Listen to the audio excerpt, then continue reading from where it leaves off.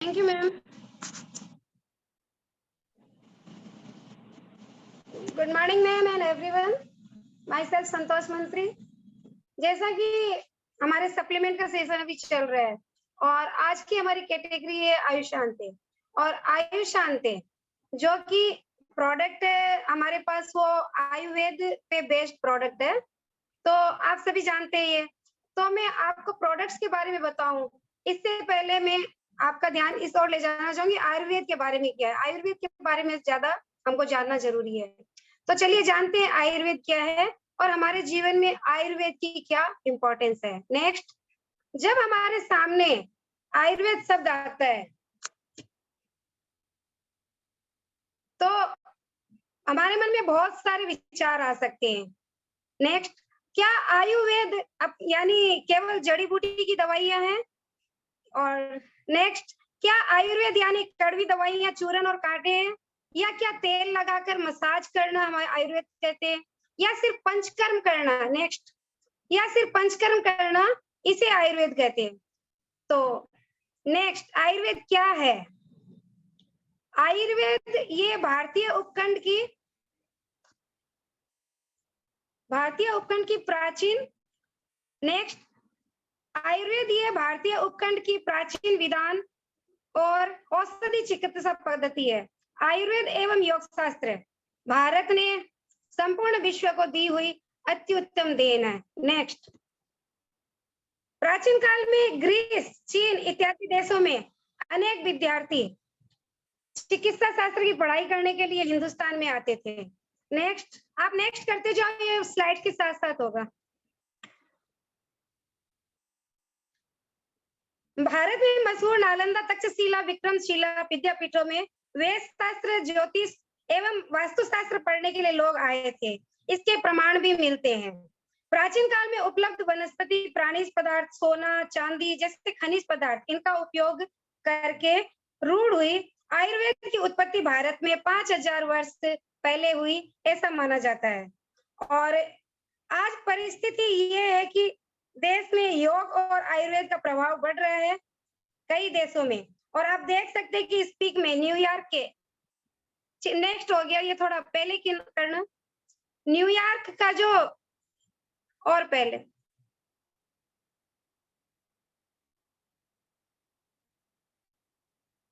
ज्यादा ही नेक्स्ट हो गया, पीछे करना है। आज परिस्थिति देशों में योग और आयुर्वेद का प्रभाव बढ़ रहा है और आप देख सकते हैं स्पीक में नेक्स्ट, इस पिक में कि न्यूयॉर्क का सुप्रसिद्ध जगह न्यूयॉर्क। नेक्स्ट, एक्सपेयर, यहाँ सार्वजनिक योग का आयोजन किया गया था और इसमें बहुत सारे लोग शामिल हुए थे और हजारों वर्षों से अनुभव सिद्ध और चिकित्सा प्रणाली मनुष्यों के विविध बीमारियों पर यशस्वी साबित हुई। मधुमेह, त्वचा विकार, हृदय विकार, एसिडिटी, मूत्र रोग, बवासीर, मनोविकार और बाल रोग, स्त्री रोग, नेत्र रोग में आयुर्वेद यशस्वी साबित हुआ है।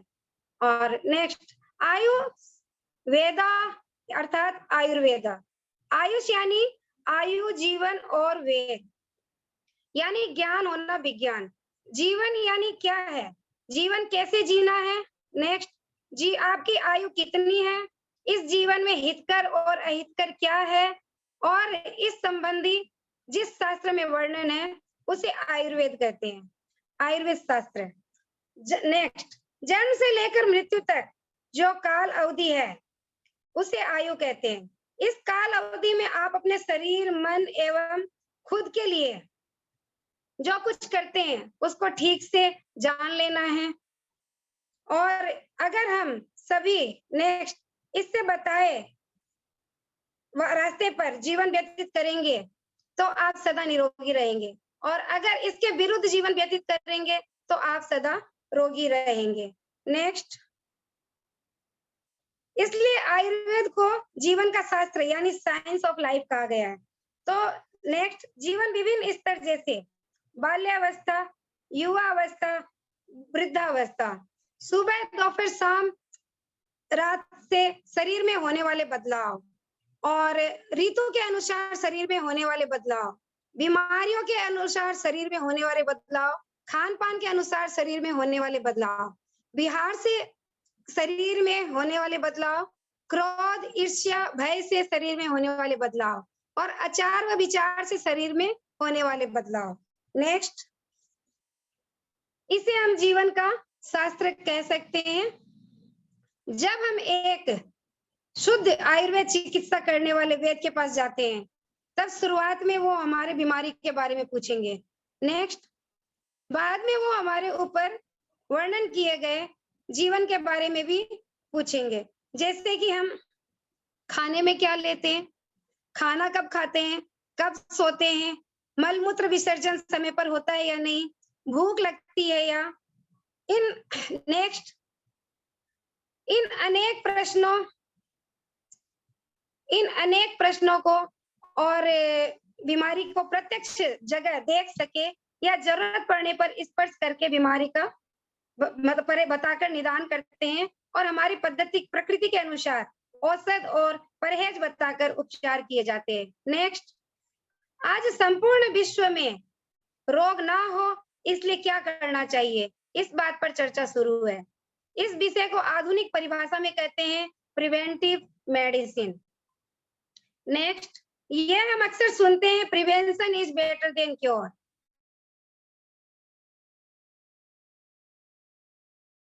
स्वास्थ्य रक्षणम, यानी कि 5000 वर्ष पूर्व की बात है कि आयुर्वेद हमारे जीवन में आया। और नेक्स्ट, बाकी ये चिकित्सा नहीं नेक्स्ट नहीं करना है। बाकी ये चिकित्सा शास्त्रों की तुलना में आयुर्वेद का विचार रोगों की चिकित्सा के अलावा निरोगी जीवन पर अधिक है।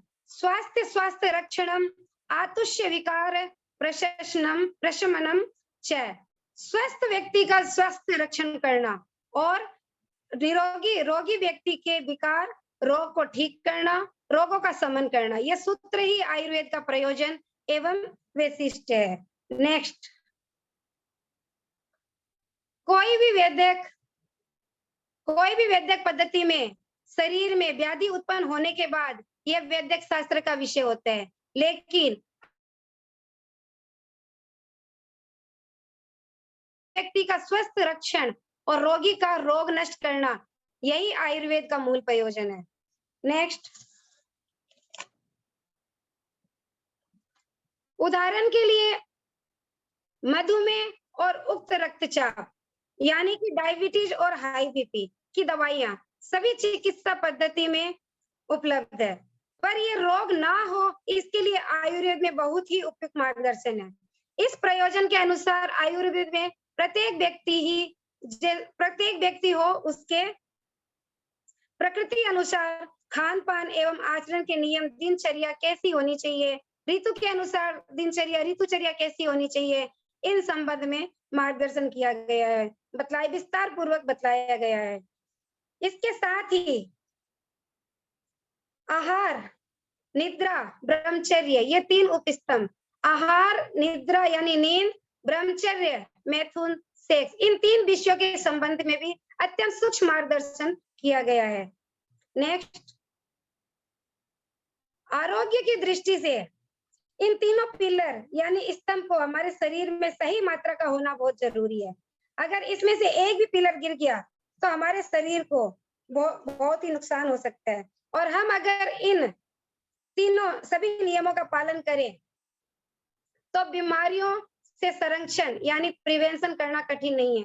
और कुछ कारणों से अगर रोग हो भी गया तो उसके निवारणार्थ चिकित्सा क्योर उपलब्ध है। इस प्रकार प्रिवेंशन और क्योर, इन दोनों बातों का वर्णन आयुर्वेद में किया गया है। नेक्स्ट, अब हम देखेंगे कि स्वास्थ्य यानी कि स्वास्थ्य क्या है, स्वस्थ व्यक्ति की व्याख्या क्या है। तो स्वस्थ व्यक्ति व्याख्या पहले इस तरह की जाती थी कि health is equal to the absence of disease. लेकिन सन 1978 में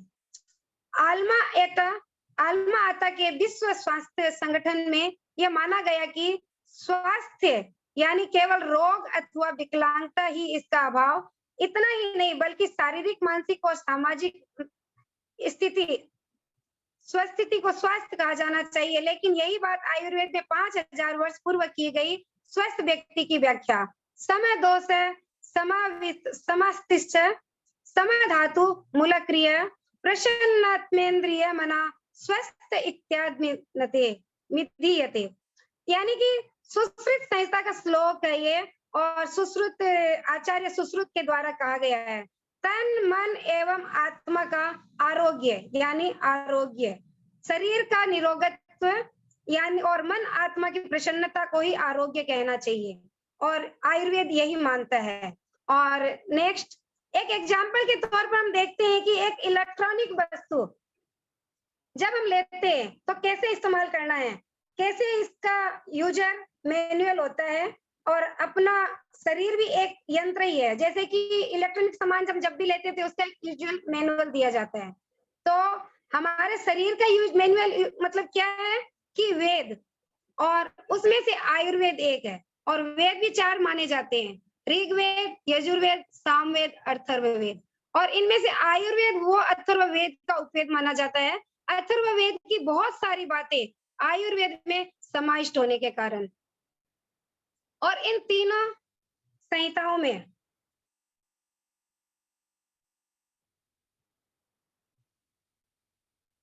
अगर हम इन ग्रंथों के वर्णित मार्ग पर चलते हैं तो हमारा शरीर का सिस्टम ज्यादा दिनों तक चल पाएगा।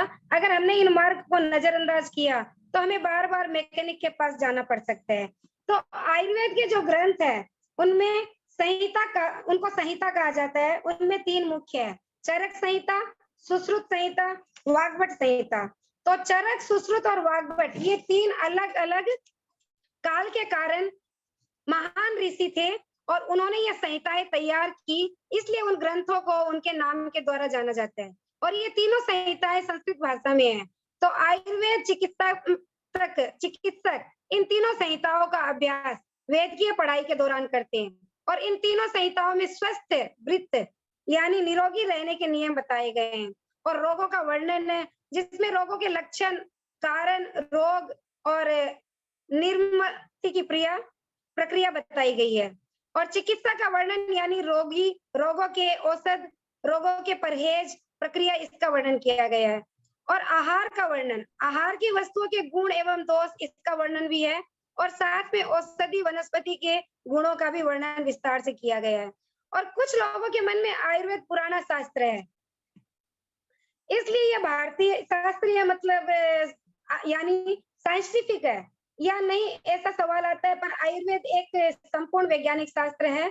उसके मूल में कई सारे मूलभूत सिद्धांत है, और ये मूलभूत सिद्धांत हजारों वर्षों से वही है, उनमें कुछ भी बदलाव नहीं हुआ है। उदाहरण के लिए पानी से आग का बुझना यानी अग्नि से लकड़ी का जलना इत्यादि, ये शुरू से आज तक चले आ रहे हैं, और इनमें कभी कोई बदलाव नहीं हुआ है। तो सृष्टि के इन्हीं नैसर्गिक सिद्धांतों पर आयुर्वेद हजारों वर्षों से खड़ा है और ऊंचा उठने को तैयार है। इसके साथ पंच महाभूत सिद्धांत, पिंड ब्रह्मांड सिद्धांत, त्रिदोष सिद्धांत, संप्रधातु सिद्धांत, इन जैसे सिद्धांतों पर आयुर्वेद खड़ा है। केवल भारत में ही नहीं, पूरे विश्व में लोग आयुर्वेद की जीवन पद्धति को मानते हैं और अनुसरण कर रहे हैं। जिन जिन बीमारियों में आधुनिक चिकित्सा शास्त्र को मर्यादा आ रही है, वहां लोग आयुर्वेद की तरफ आशा से देख रहे हैं। आयुर्वेद जीवन पद्धति मनुष्य को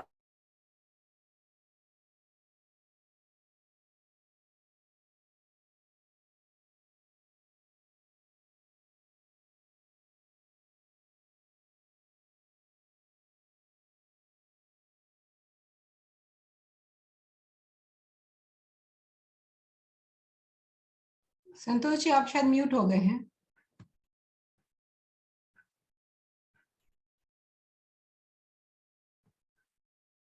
एक मिनट, मैं आपको दे रही हूँ।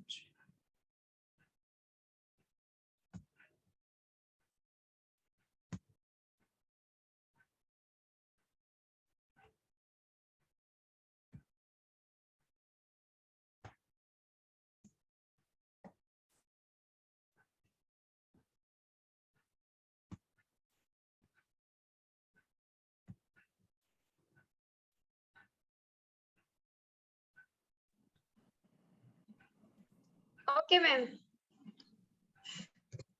नेक्स्ट, आयुर्वेद को देखा जाए तो इसके बारे में कहा जाता है कि for mothers of all heal. तो फ्रेंड्स, हम आज से नहीं, सदियों से आयुर्वेदा यूज करते हुए आए हैं, और हम अपने घरों में ही नहीं, हर छोटी से बड़ी चीज में आयुर्वेदा का इस्तेमाल करते हैं। और हम सब्जी बनाते हैं तो तड़के में मेथी हींग का इस्तेमाल करते हैं। किसी को गैस्ट्रिक की प्रॉब्लम हो तो हम हींग का भी इस्तेमाल करते हैं। किसी को पेट दर्द होता है तो हम अजवाइन नमक का फांकी लेके वो भी इस्तेमाल करते हैं। तो करते हैं या नहीं फ्रेंड्स? यस और नो आप लिख सकते हो चैट बॉक्स में।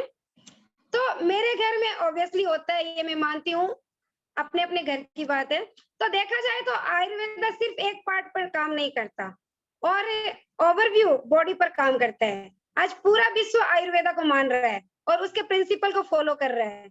अच्छा, तो एक क्वेश्चन है आप सभी से, पूरे विश्व में आयुर्वेदा किसकी देन है? Please right in chat box.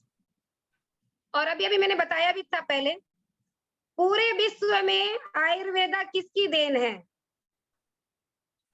इस पूरी दुनिया को आयुर्वेद किसने प्रदान किया है? किसने गिफ्ट किया है पूरे विश्व को?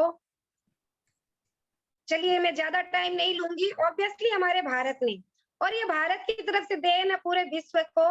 लेकिन हम अपनी बात करें तो हम स्वयं आज भूलते जा रहे हैं आयुर्वेदा को। पूरा विश्व जिसको अपना रहा है, तारीफ कर रहा है, राइट, और उसके प्रिंसिपल्स को अपना रहा है, वही हम आयुर्वेदा को भुलाकर एलोपैथिक पद्धति पर ज्यादा विश्वास करने लगे।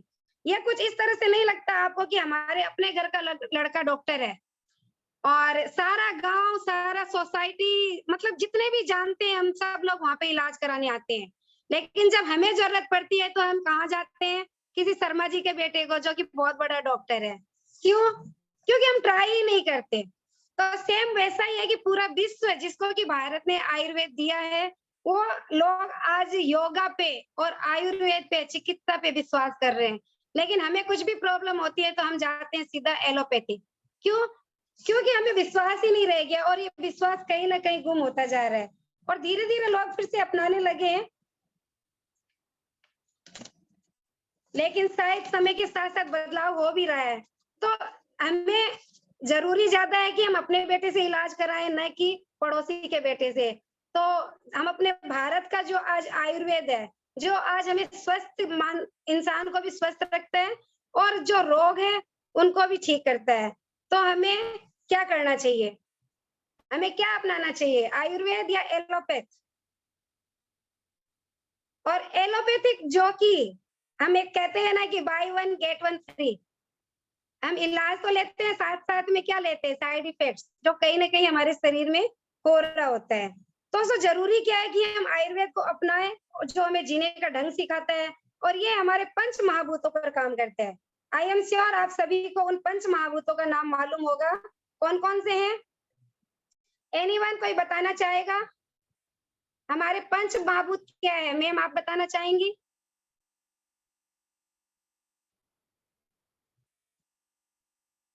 चलिए, मैम की परीक्षा नहीं लूंगी, मैं ही बता दूंगी। पृथ्वी, जल, अग्नि, न आकाश, वायु। राइट मैम, वायु। Thank you. तो जल, अग्नि, पृथ्वी, वायु, आकाश, इन पंच महाभूतों से हमारा शरीर बना है। और ये जो हमारे 5 सेंस है, वो पोर्टल है, या कि आपके इंटरनल और एक्सटर्नल रिव्यूज से बाहरी और भीतरी चीजों के लिए आपके पोर्टल की तरह है। और हर एलिमेंट अपने आप में किसी एक चीज को कवर करता है। जैसे कि धरती नाखून, बालों, हड्डी और दांत को, ये धरती को रिप्रेजेंट करता है। पानी, पानी हमारा 70% शरीर में पानी से मिलकर बना है, चाहे वो ब्लड हो या अदर चीजें। तो किससे बनी है? पानी से मिलकर बनी है। तो हमारे जो हार्मोन्स, एंजाइम के लिए भी मोस्टली पानी ही चाहिए होता है। और अग्नि, फायर, अग्नि तत्व जिसको शो करता है विल पावर, एक मतलब कहते हैं ना, डाइजेशन हमारे पाचन क्रिया की ऐसी है कि वो अग्नि तत्वों को प्रेजेंट करती है। तो आई श्योर कि आपने भी सुना होगा कि हम जब भी कुछ खाना खाना शुरू करते हैं तो हमारे पेट में जठराग्नि होती है, जिसमें एक प्रकार की अग्नि प्रज्वलित होती है, और जो हमारे खाने को पचाने का काम करती है। इसलिए कहते हैं कि खाने के बाद तुरंत पानी ना पिए, 30 या 40 मिनट के बाद पीना चाहिए। और किसी भी सक्सेस की, जिसमें कि सक्सेस खाली एक पानी खाने की नहीं, सक्सेस की भी आग होती है ना जिन लोगों में, वो हमारे शरीर में एक अग्नि तत्व के कारण, और हमारे शरीर में खाने को पचाने का काम अग्नि तत्व ही करता है। नेक्स्ट मैं बात करूंगी स्पेस यानी आकाश। अगर हम हमारे बॉडी यानी शरीर की बात करें कि हमारा शरीर अनगिनत कोशिकाओं से मिलकर बना है। कोशिकाओं के अंदर भी अगर हम देखें तो न्यूक्लियस, अगर आयुर्वेद के स्पिरिचुअल पावर को देखें तो हर कोशिका के अंदर ब्रह्मांड बसता हुआ है। तो हमारा शरीर आकाश तत्व को रिप्रेजेंट करता है। अगर हम इन्हीं तत्वों में बैलेंस मौजूद है तो ये हेल्दी रहते हैं। अगर ये तीनों बैलेंस है, फिजिकल, मेंटल और इमोशनल हेल्थ अच्छे रहेंगे। अगर ये पांचों हमारे शरीर में बैलेंस नहीं है, इम्बैलेंस्ड है, तो किसी भी तरीके से तो क्या पैदा होगी? बीमारियां पैदा होगी, बीमारियां उत्पन्न होगी, जिसे हम कहते हैं दोषा। हमारे शरीर में 3 तरह के दोषा, कफ, वात, पित्त। तो आयुर्वेद की अगर हम बात करें तो आयुर्वेदा एक प्रिवेंटिंग मेडिकल सिस्टम है जो कोई भी साइड इफेक्ट नहीं देता है। तो ये हमें रोगों से बचाता है, और हमारा जो मॉडर्न मेडिकल सिस्टम है वो रोग आने के बाद काम करता है और हमारा इम्बैलेंस को और ज्यादा बढ़ा देंगी, साथ ही साथ साइड इफेक्ट भी देंगी। तो ओवरऑल हमारा जो आयुर्वेदा है वो बैलेंसिंग के लिए काम करता है। होपफुली आयुर्वेदा के बारे में आपको ये सारी चीजें क्लियर हुई होंगी, और आप सभी ने, क्योंकि हमें ये जानना और समझना बहुत ज्यादा जरूरी है कि आयुर्वेदा हमारी लाइफ में कितना इंपॉर्टेंस है, और हमारी आयुष्यांत की जो कैटेगरी इन्हीं आयुर्वेदा के प्रिंसिपल से मिलकर बनी हुई है। खासियत क्या है इस कैटेगरी की? वन थिंग, इसके नाम से ही हम इसके प्रोडक्ट के बारे में पता लगा सकते हैं कि कौन सा प्रोडक्ट क्या काम करता है। तो हम चलते हैं हमारे प्रोडक्ट की तरफ। संतोष जी, एक मिनट, मैं आपको इंटरप्ट कर रही हूँ। अभी सेशन ये ना सिर्फ 3 मिनट्स का बचा हुआ है, तो जो आप प्रोडक्ट्स की जानकारी है वो हम सेकेंड सेशन ज्वाइन कर लेते हैं, उसके बाद स्टार्ट कीजिएगा ताकि बीच में ब्रेक नहीं करना पड़े। ठीक है? तो सभी दोबारा सेम आईडी सेम पासवर्ड से वापस से ज्वाइन कर लीजिए ताकि हम आगे प्रोडक्ट्स का नॉलेज ले सके।